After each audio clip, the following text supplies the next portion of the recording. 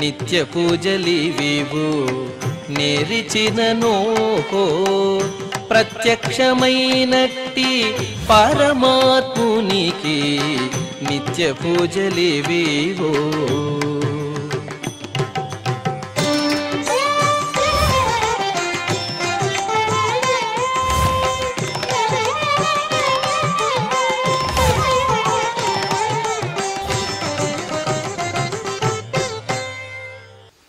ఓం నమో వెంకటేశాయ.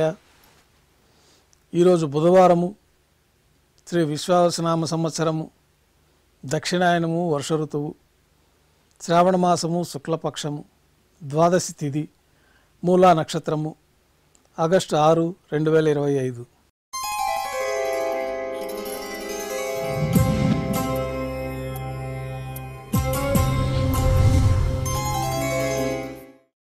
రెండవ రోజు పవిత్రోత్సవాల్లో భాగంగా ఉదయం యాగశాలలో విశేషంగా యాగశాల వైదిక కార్యక్రమాలని, హోమాలని నిర్వహించి స్నపన తిరుమంజన నిర్వహించబడుతుంది.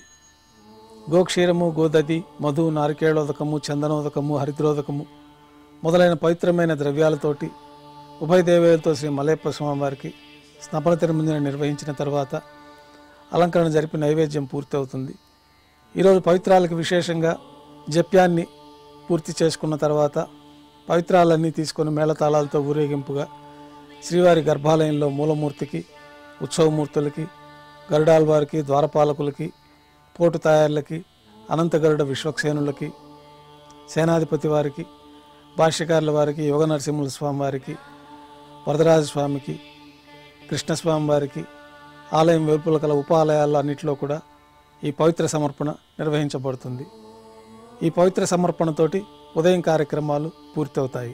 ఈ పవిత్రోత్సవాల సందర్భంగా శ్రీవారి ఆలయంలో అన్ని ఆర్జిత సేవలు రద్దు చేయబడి ఉన్నాయి.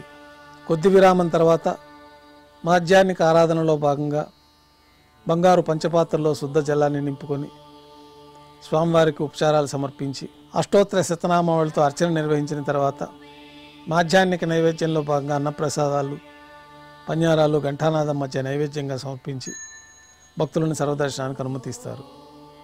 రాత్రి పవిత్రోత్సవాల్లో భాగంగా 2వ గంట పూర్తయిన తర్వాత యాగశాలలో విశేషంగా హోమాలు, వైదిక కార్యక్రమాలు నిర్వహించబడతాయి.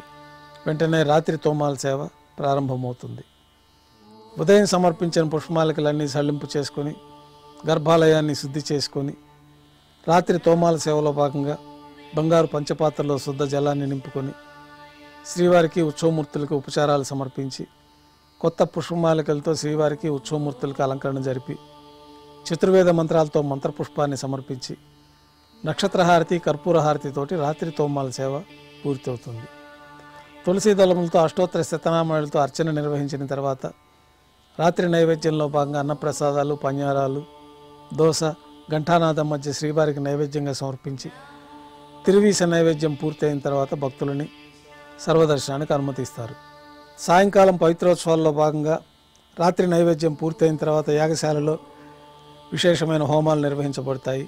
కొద్ది విరామం తర్వాత ఏకాంత సేవలో భాగంగా రాత్రి సమర్పించిన పుష్పమాలికలు సళ్లింపు చేసుకొని గర్భాలయాన్ని శుద్ధి చేసి బంగారు పంచపాత్రల్లో బ్రహ్మ తిరువారాధన కోసమై బంగారు బిందెలోని తీర్థాన్ని సమర్పించి ఏకాంత సేవలో భాగంగా కౌతుకభేరమైన శ్రీ భోగ శ్రీనివాసమూర్తి వారిని బంగారు పట్టు పాన్పు పైన వేంచేపు చేసి ఈ సందర్భంగా శ్రీ భోగ శ్రీనివాసమూర్తి వారికి దారోష్ణమైన గోక్షీరము, జీడిపప్పు, ద్రాక్ష, కలకండ కలిపిన మిశ్రమాన్ని నైవేద్యంగా సమర్పించి కర్పూర నీరాజనంతో ఏకాంత సేవ పూర్తి అవుతుంది. ఓం నమో వెంకటేశాయ.